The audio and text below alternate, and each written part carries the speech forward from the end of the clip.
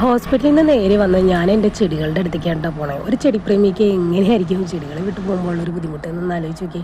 അതേ ഞാൻ സിറ്റൗട്ട് വിളിച്ചിരിക്കുന്ന എൻ്റെ പീസ് ലില്ലി ആട്ടോ നോക്കുന്നത്. പീസ് ലില്ലി ഞാൻ വേറെ റിപ്പോർട്ടൊന്നും ചെയ്തിട്ടില്ല. അത് കുറച്ചും കൂടി ഒന്ന് ഗ്രോത്ത് ഉണ്ടാവട്ടെ എന്ന് കരുതിയിട്ടാണ്. അതൊക്കെ ഒന്ന് ചെറുതായിട്ട് വാടി തളർന്നിരിക്കുന്നുണ്ട്. പിന്നെ എനിക്ക് ഇവരെ കുറ്റം പറയാൻ പറ്റില്ല കേട്ടോ, കാരണം ഇവർക്ക് അറിയില്ല ചെടികളുടെ കാര്യങ്ങളെല്ലാം തന്നെ.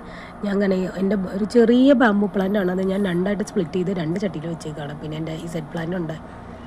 പിന്നെ ദേ ഇവിടെ ഞാൻ ഇതിന് മുമ്പുള്ള വീഡിയോസിലൊക്കെ കാണിച്ചിരിക്കുന്ന എൻ്റെ ജമന്തി തൈകളാട്ടോ.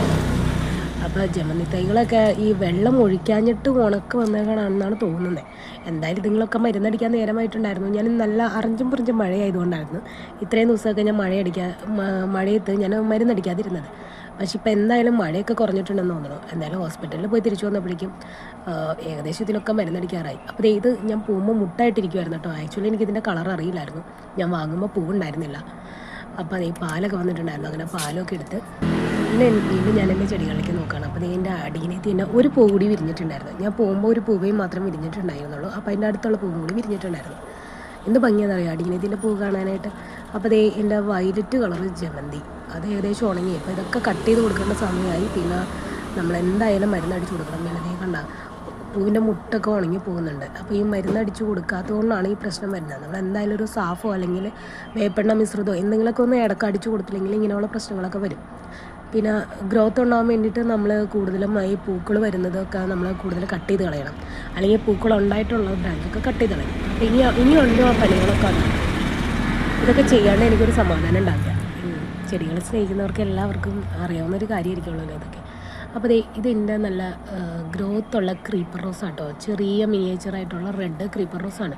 2 പൂവോട്ടെ തന്നിട്ട് പിന്നെ എന്നെ വിഷമിപ്പിച്ച് നടക്കുന്നത്. കാരണം ഒന്നും തന്നെ വാള് വിട്ടിട്ട് അങ്ങോട്ട് പൂക്കുന്നില്ല.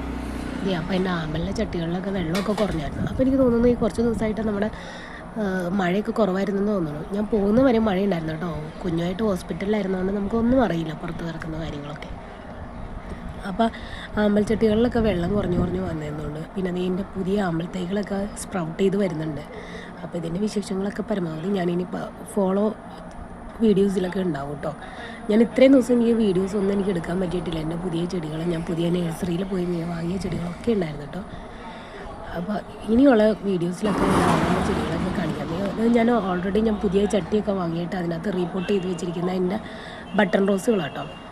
പിന്നെ ഇത് എൻ്റെ ഒരു ജമന്തിയാണ്. അപ്പോൾ ആ ജമന്തിയുടെ ഇടയിൽ നിന്നൊക്കെ പുതിയ തൈകളൊക്കെ സ്പ്രൗട്ട് ചെയ്ത് വരുന്നുണ്ട്. ഇത് സത്യം പറഞ്ഞു കഴിഞ്ഞാൽ ഇത് പിടിക്കില്ല എന്നാണ് വിചാരിച്ചിരുന്നത്.